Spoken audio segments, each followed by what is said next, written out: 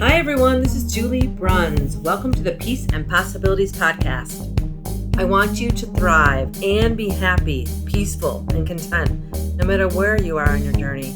This podcast shares stories that will show you how it can be done, no matter what your circumstances. You'll be inspired and come away with a new spark of an idea. Never forget, anything is possible. New episodes are released every Wednesday. Subscribe, rate us, and leave us a review. This helps others find our content and get happier sooner. To possibility and beyond.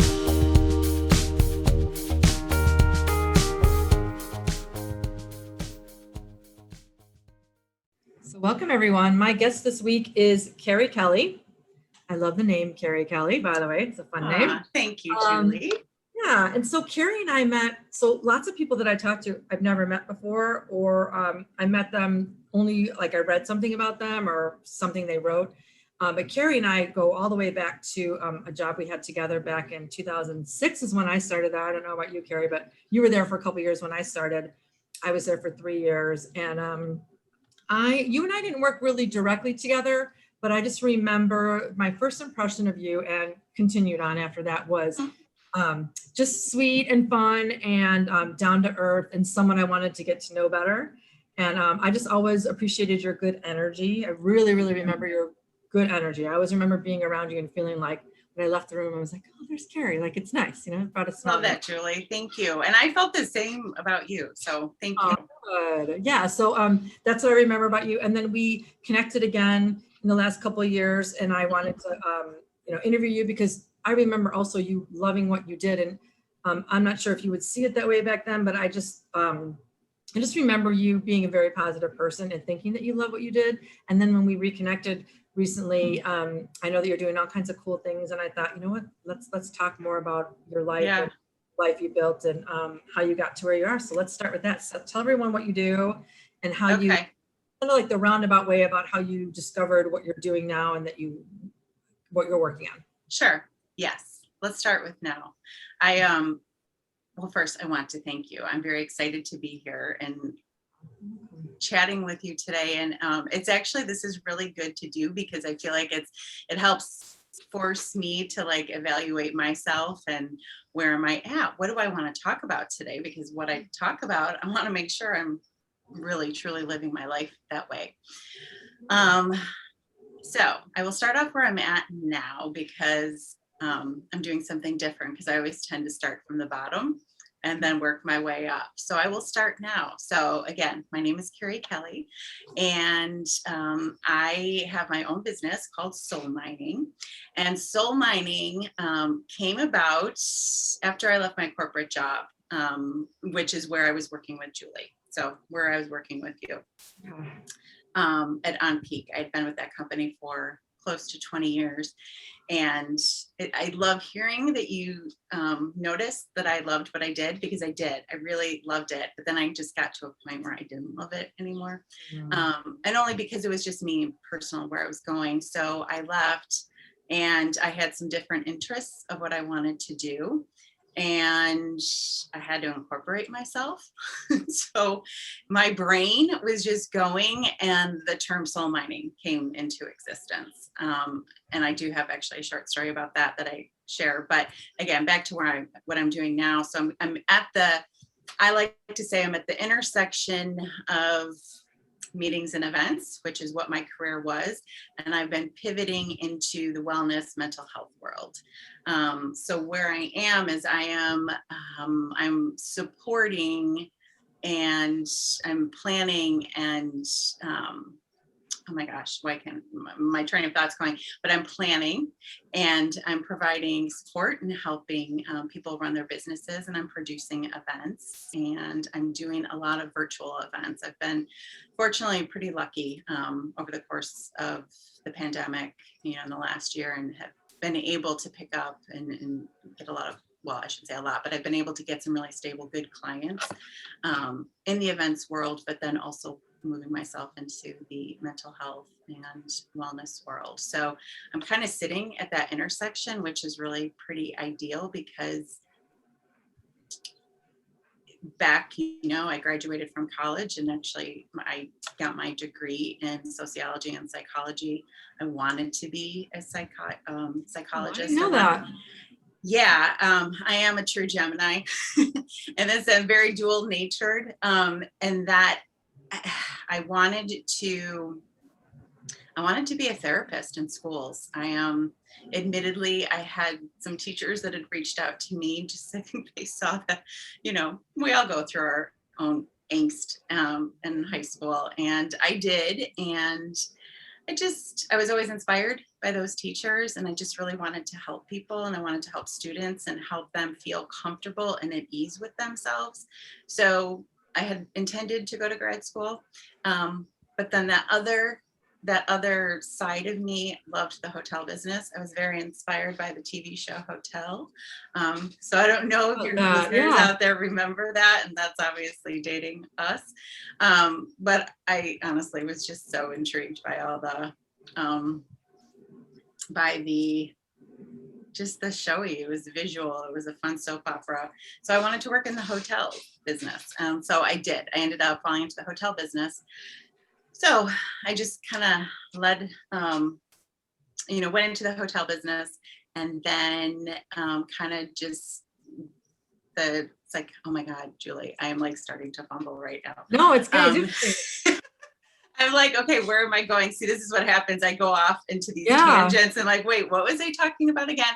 But bottom line is that I had these two really interests and just wanted to pursue them both. And I ended up going the hotel route. And so I think what ended up happening, hotels led into the events industry. And then I just got to the end of my time. I wanted to do something else with my life. So here I am in midlife and just wanting to expand more. I want to be more fulfilled because I ran out my time there. So it's kind of cool because, I left, that desire to be a therapist on the side of the road, so to speak. And now I kind of have come back to it. And so it's been a real blessing that I've been able to work in both worlds right now, and working for myself allows me to do that. So yeah, I think it's so interesting, fascinating that you studied psychology in college and knew that you wanted to help people and kind of did that along the way in the hotel and events industry. Yeah. And now you're coming back to it. So it's like you knew that it was something about it was really right for you, even though you were obviously young when you decided to study that in college. But now looking at your career and going, all right, well, it's still something about it's pulling at you, and something about it is still like not unresolved, but like when you haven't obtained it yet. Like it was like lying dormant. Yeah, is really what it was. It was lying dormant. And again, I am the type of person that my career has to be who I am as a person. I have to live it. And I just have to live and breathe it. And that's how I am. So it just wanting to do that. And so it feels very natural to do. That's good. I'm so glad. And it's also proof that it's not just like one thing you need to be doing. It's something was intriguing about the hotel industry. You wanted to help people. You ended up in meetings and events. It's like, it's not just a straight line to get there. It's not like, oh, this is the job that you have at a hotel. And then that's you kept molding to stuff that you wanted to do and get involved in things that were interesting to you. Right. Why you stayed in it as long as you did. You said you not wore out your time, how you said it, but you were ready to expand into something else, which I love. Yeah. Expand. Yeah. Was going to be fulfilling, and you learned what you wanted to learn in that role, or you achieved what you wanted to achieve in that role, and then now it's time for something else. And I love that you can make it what you wanted instead of in an intersection, instead of just like a choice. I have to go this way or that way. It's like, no, you're at an intersection and you can intersect those things too. Right. And that thing that I've also just recently discovered, I mean, I kept hearing about it and people doing it, but I didn't really comprehend it. And that's just not how my brains work. I think a lot of us feel that you pick a career and you go with that career and you stay there. And then it took a long time to get out of that mindset. And then I came to realize how, and you hear about it a lot, especially with today's climate and culture, there's intersections all over the place. So it makes sense to me. And again, it was something that was lying dormant. And that was the point I was trying to make about soul mining, just making sure that you're living your life to what feels right for you, and making it work. So yeah, it feels very comfortable. That's good. That's good. So along the way, I know that you had a successful career in your last role, and you were there for 20 years, like you said. And you got promoted, and you did well, and obviously you climbed up the ladder. And I know it's a smaller company, but still, I remember you getting promoted and changing roles, et cetera. How along the way you're loving what you're doing, obviously, so that's a big one, and you're meeting people all the time. I know because I when I was working there, I was traveling to other countries meeting clients and people, so it was like always meeting new people, which was awesome. But what kept you peaceful and content and happy along the way, even though I'm sure there were times when you're like, this is stressful, I'm working a lot of hours, or this particular event's way more stressful than the others, how am I going to get through it? What did you do practice wise, or what did you tell yourself, or what did you believe that kept you going and positive and all of that? Yeah, I think overall, and the reason why I liked that job so much, and just to let people know, the company that Julie and I worked for was an events travel company. And so we provided hotel services for trade shows and conventions. So we were a third party. And so our clients were associations, trade show organizers who planned all different kinds of events in all different cities, domestic. And then we ventured internationally, which is a lot of what you did, Julie. And so again, I wanted to be on the TV show Hotel. I wanted to live that life. So that appealed to me, just the travel. Immediately, that's what appealed to me. It was the travel, but then it was the connections with people, because I was making connections with people and all over the country. And my connections, I was working with hotels. That was the core of what I did, is that I managed our hotel relationships, and then I built a team. So then I got to mentor and train and just manage and lead a team. So it was developing these relationships with people across the country, all these different hotels, and then with our clients who worked for all different types of organizations. And in the meantime, as I mentioned, developing the relationships, but it was the education. And that really appealed to me. I love learning. I eat it up and I eat it up. And I didn't realize it was happening along the way. But then after leaving there, I've really come to realize how much I love education. And so I'm able to take more of that on. But that is what provided me with peace, because I felt a connection. I felt community. And then I got to travel to really cool places and experience really cool things at the same time of serving a purpose of, being a brand ambassador for the company, helping to build the company, build the name, build the process. I was very involved in developing work processes and policies and procedures and restructuring. The company went through quite a few mergers and acquisitions, and God, yeah, I mean, admittedly, it was hell at times. It really was. And I look back on it and I'm so grateful for it. There were times I didn't see it because I was a different person. I was very much, that's probably a whole other podcast, it was just developing as a person. But I did appreciate a lot of it, especially towards the end, of how much I learned. I'm so grateful for everyone that I worked with. Within my company, I loved the company. That was the other thing, is I loved the people. They were family, and all of that is still very much a part of who I am. So that is what gave me so much peace. And I also see there's there's a common thread there of what I was doing, because it was helping people. It was connections and community, and helping out, delivering a product and a service for our clients or for hotels really brought me a lot of joy. And so I feel that there's a lot of commonality with that, just in the mental health and wellness world, because at the end of the day, we just want to be heard. We want to be acknowledged. We want to connect. We want community, and we want to experience nice things. There's a lot of connection. So I loved it. I really did. Sounds too like you, not only were you getting all that from the work you were doing, being peaceful and content, and sounds like you were being grateful because you got to travel, you got to do all the things you wanted to do, meet new people, build I would never community. have done half the stuff that I did.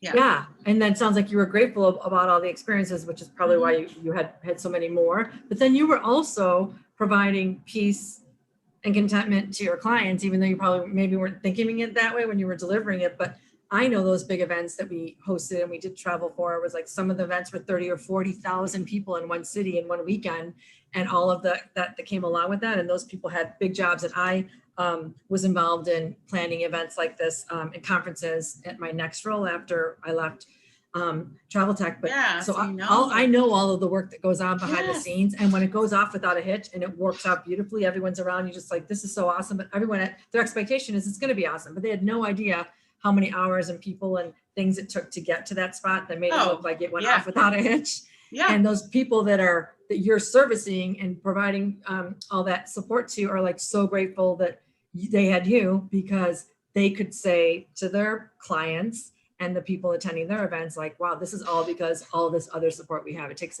this big, huge village to pull off one of those. But you were providing, you were getting it, but you were providing it to them. Yes, I like to think, and I hope, people were happy with me. Some not sometimes, but you can't please everybody. But I like to think so. We were successful, and I think that again, when you bring out your strengths, help people, shine a light on people's strengths, and when you work for that common goal, and again, people are at the heart of it, and just bring that human component to it first and foremost. I think it all works out, even in the ugliest situations. Agree. Okay, so what advice you were like, let's just say you were still in that role and you had to mentor new, younger people, not even younger necessarily, but people coming on to roles or trying to figure out, so they join somewhere, or it's not right for them, or they're trying to figure out what is right for them. What advice would you give them to follow their, to have a meaningful career where they can use their strengths and be passionate and purposeful? What do you say to those people? I think you have to be really clear on what it is that you want in life. What is it that you want? What is it that you want in life? And who are you as a person? We all need to make money. I mean, that's obvious. We need a roof over our heads. We need food. We need to take care of ourselves. We want to do things. So I think having your priorities is really, really important. But I find that it's really important that you make sure you're doing what you want to do and not get caught up in what you think you're supposed to do. Yeah. And something that I've really tuned into, I think it's always been there, but I really didn't start really appreciating it or understanding. But, it's a couple things, but what I'm going to go with is just listening to your body. I think your body tells you everything that you need to know. Our body is the vehicle, that brings us through in life, and we store everything in there, energetically, emotionally, it's all there. And so, we have the answers, and I think it's really important to tune into that and to know that. I'm also a big fan of lists and journaling, and I'm giving a very broad answer. The most distinct is just making sure that you know yourself, and how do you do that is just really listening to yourself and making sure that your priorities and your values match up. And I can't express that enough. And I also think too, and I do think that, the younger generations get it. I think it's hopefully what keeps me young. I think it's what keeps you young too, is just listening to ourselves and understanding, because, when we started, the career world, it was, you started on that lower rung and you just kept going up on that same ladder. And I remember reading a book, it was Lean In by Sheryl Sandberg, and it was the first time that I read, it's like, it's okay to take another job in another field, even if it's what you consider to be, a lower grade, taking a pay cut. And you're not going to know everything at the start of your career, no. And that's when I say you just lean into what feels right for you, what makes your heart expand, what makes your body come alive and feel energized.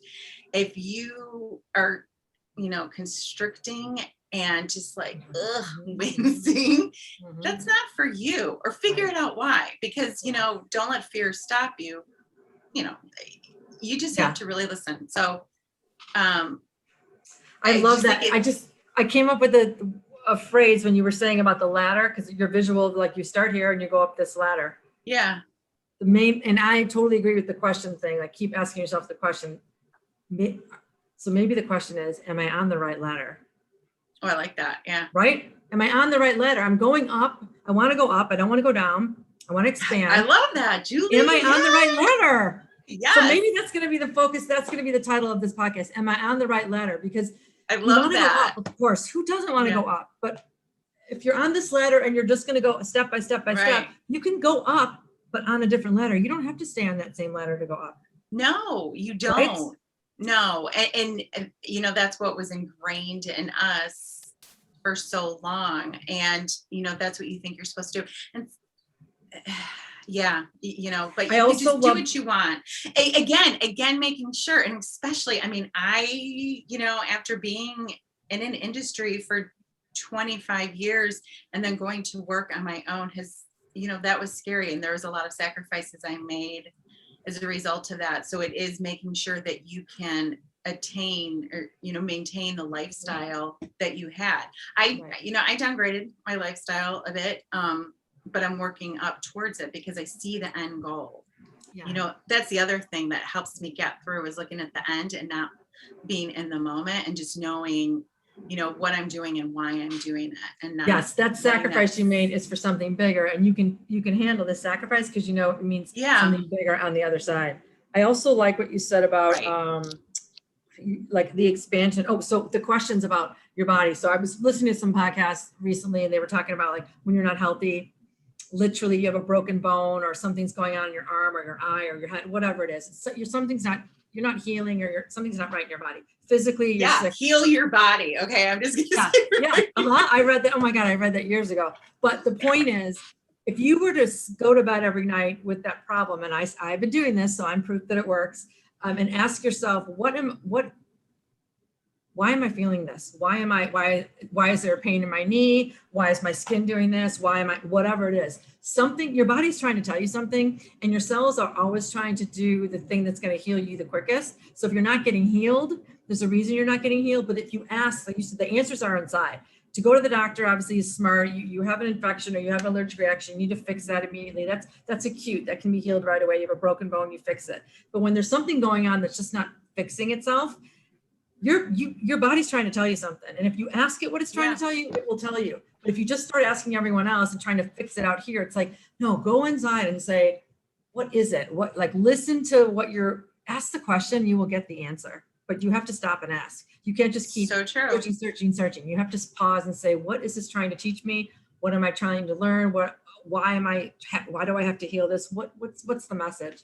Yeah. And it will come faster when you ask the question. You got to ask. So true, Julie. See, this is why we get along. Yeah. We're just meant to reconnect later in life. And I love it. Yeah. It's just it's all these. I love this. All these things that you're not taught when you're in school and you're going to college. No. I'm not bringing this up. No. You feel things, you sense things, you like you said, you're expanding about something and your heart's full of something, and that sometimes you're like, and that literally you're contracting when you think of something or whatever. It's like, those are all signs that the next thing you're supposed to do or not do, but people are taught to ignore them because, it's going to be hard. So that's why you contracted. No, you contracted because there's something off about this. Happened to me recently. There was something off. I had an idea. And as soon as I said the idea, I was excited about it. And then I brought it to someone's attention and it changed. My idea changed, the thought of it changed, and I got this icky feeling. Really? Like, I'm not doing that. I just said, and my husband was even saying, like, I'm proud of you for just switching that, because normally you'd be like, you do the should anyways, you continue with it, even though you got a feeling that something was not going to be right about it, or it's just not what you thought it was going to be. Just fix it. You can fix it. Instead of going for Absolutely. as soon as you get the sign that it's not the right thing, or you're contradicting, or you're contracting, just switch. You don't have to like keep going because you committed to doing it. You can just say, it doesn't feel right for me and I'm not sure why, but I'm going to listen to that. There's a reason So you're having true. a feeling. So true. Yeah. Yeah. Okay. So tell me, advice or no. Yeah, this is the question I want to ask you. Those are two still. So you can answer this one, or you can answer both if you want. One is, what do you wish you had learned earlier in your life or career? And then I'm going to make you answer the second one after you do that. The last one is going to be, what's the greatest gift you offer the world every day? And you have to name it, but I'll let you do the other one first. What do you wish you'd learned earlier? And is there anything in your life or career you wish you learned just a little bit sooner?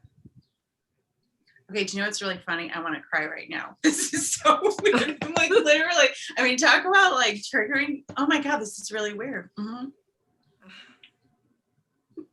Okay. Holy shit. Sorry. This is so weird. I can't, and I think I know why I'm going to cry. Because, wow. I think I'll probably go have a good cry after this. This is so strange. But I think this is also related. I realize I've been holding a lot of stuff in. I've been taking on too much.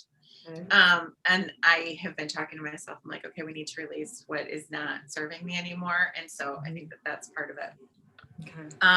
Wow, I'm crying. Okay. I think honestly, I think because what I'm going to answer with is not it's the first time I've ever voiced this, but it's something I've been thinking, and it's so completely 100%, 180 degree, opposite of what I would have said probably even a year ago. And that's, I don't think that, I guess regret anything because I don't know anything different. And wait, say the question to me again because I got so wrapped up in my emotions. Is there anything you wish you'd learned earlier in your life or career, learned a little bit sooner in your life or career? Okay, so I'm gonna say no because I'm really happy where I'm at right now. I will say one thing. I'm really happy where I'm at right now, and I could say I wish I knew more about finances, more about business. I wish that I had more self-esteem when I was younger, but I don't know if that would be the life that I would have right now. Yeah. I think for the first time in my life, I can say, I mean, things are not perfect in my life. I feel like I'm still working, I'm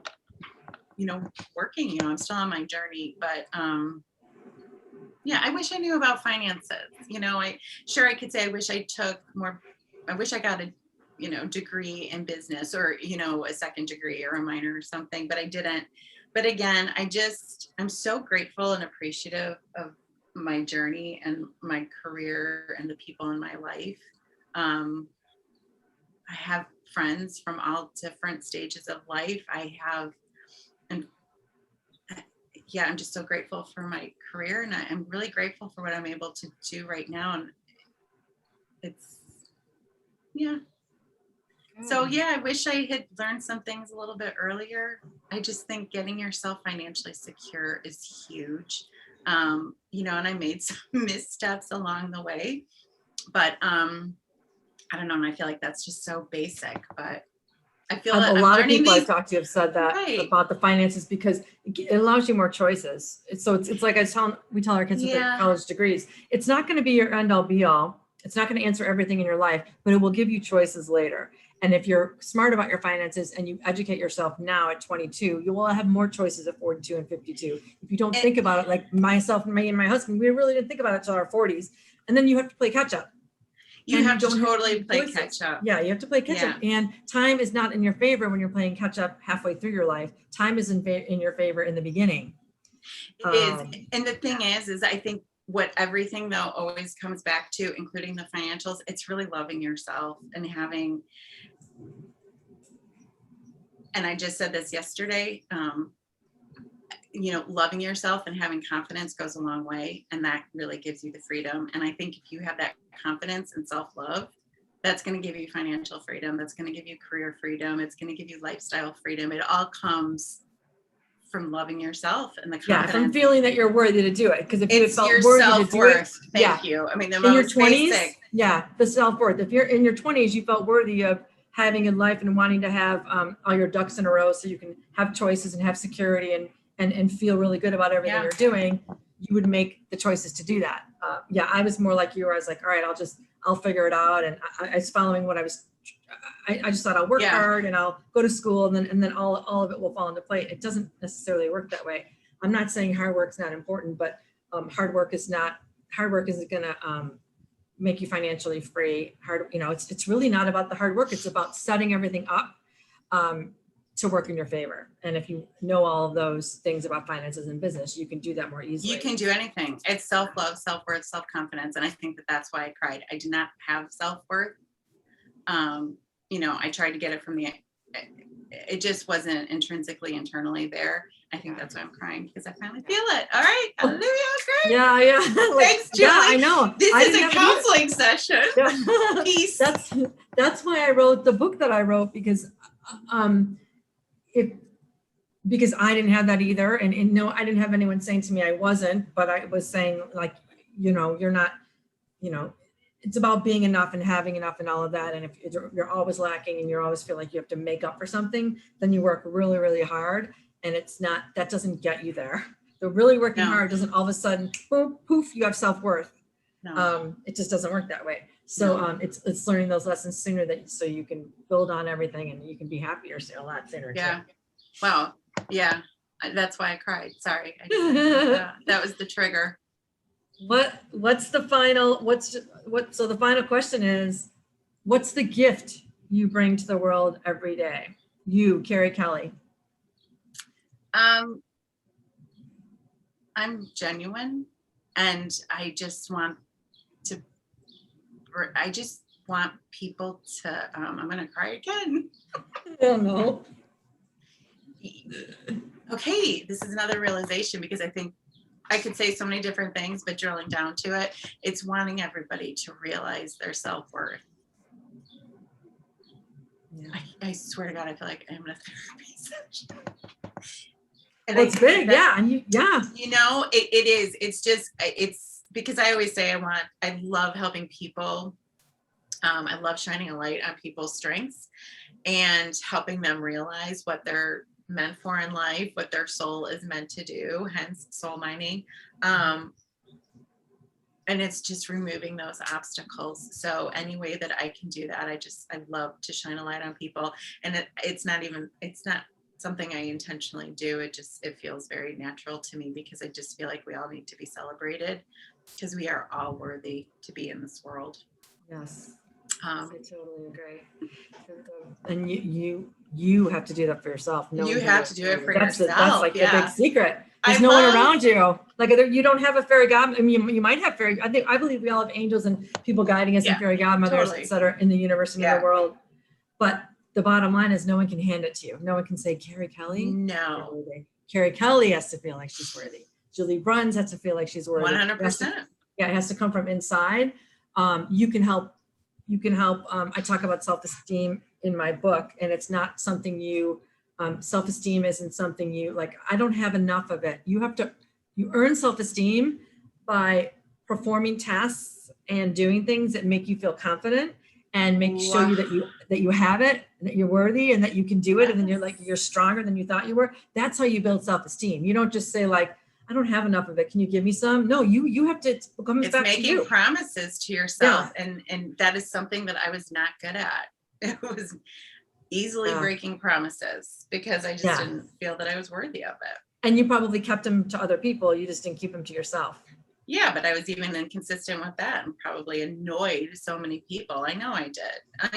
But it all came down, to how I was feeling about myself. So yeah, I think that, I'm genuine, I'm authentic. I can't lie,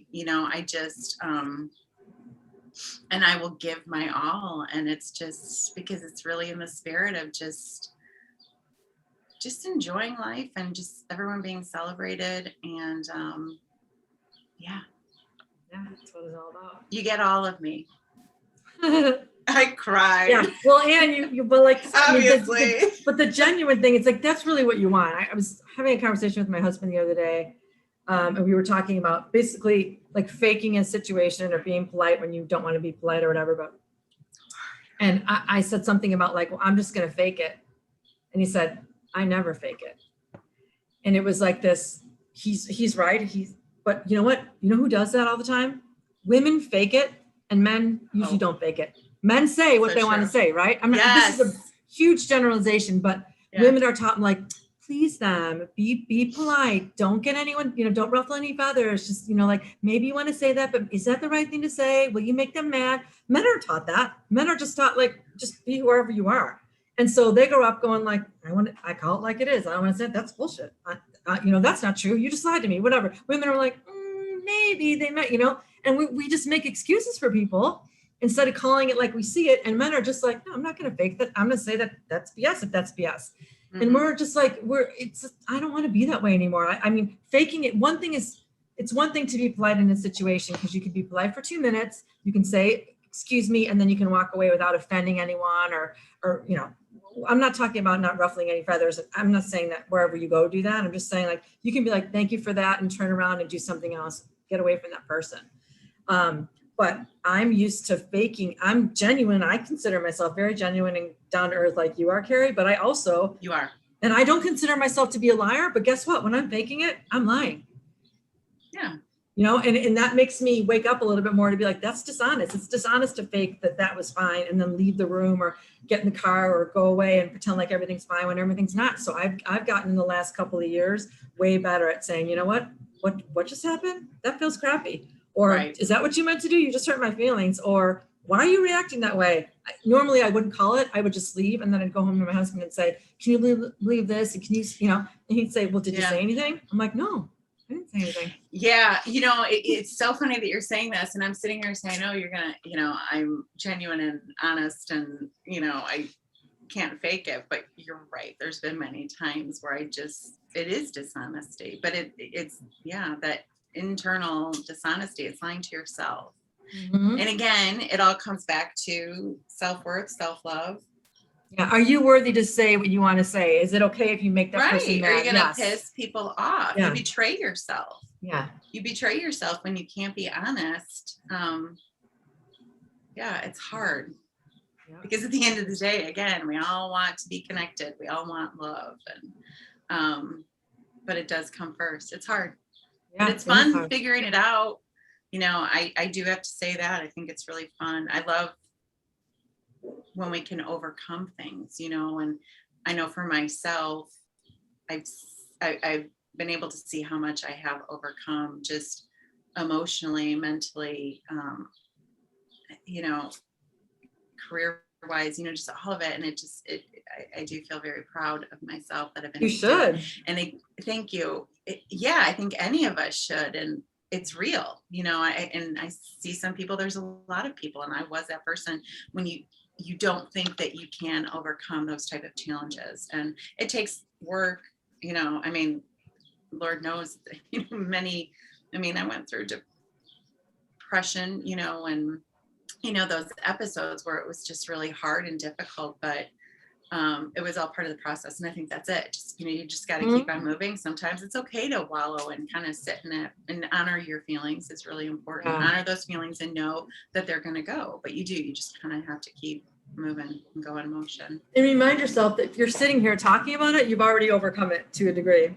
Even if you're totally, right. Even if you're sad about it, even if you're wallowing for a little bit, you move on, and we're all proof if you're still alive that you've moved on. You've gained something, you've learned something, you've gotten stronger, you've gotten better.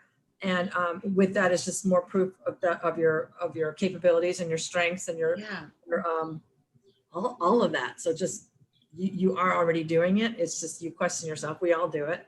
Mm-hmm.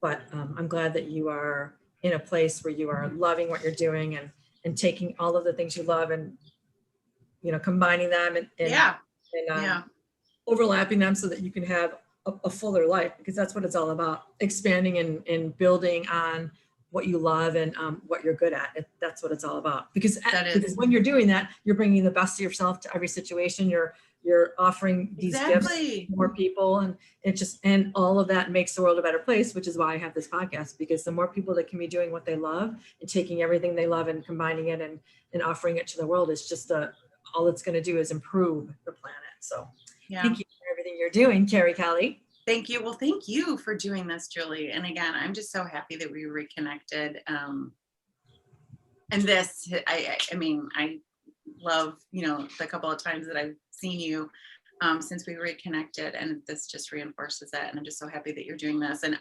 I am buying your book as soon as we hang up here. And it's so funny because I had it bookmarked for so long, but again, it's like, things get in the way, and just listening to you, and it's just, I just love your message, and I just love what you're doing, and just keep doing it because it's so important. Thank you. And maybe you love the listening part, and you're more of an audiobook person. The audiobook's available now. I know that like some of my friends don't even read, they'd rather listen. And so it's me talking, it's me doing the audiobook. Yeah. And if you prefer that. Good. So I like the reading part, but I know a lot of people. I do too. I like, and I've been better about reading again, because I just got too consumed in that social media world. So I've been picking up books. Yeah. Well, best of luck to you, Carrie, and thanks for being you. here. And I can't wait to share. I wrote a lot of good things you said down, and I can't wait to share it with everyone, and they can get to know you a little bit better. And thank you. Thanks for letting me try. Do it every day. Aw, you're welcome. All right, bye everyone. Have a great week. Thank you so much. Thanks everyone. Bye, Julie.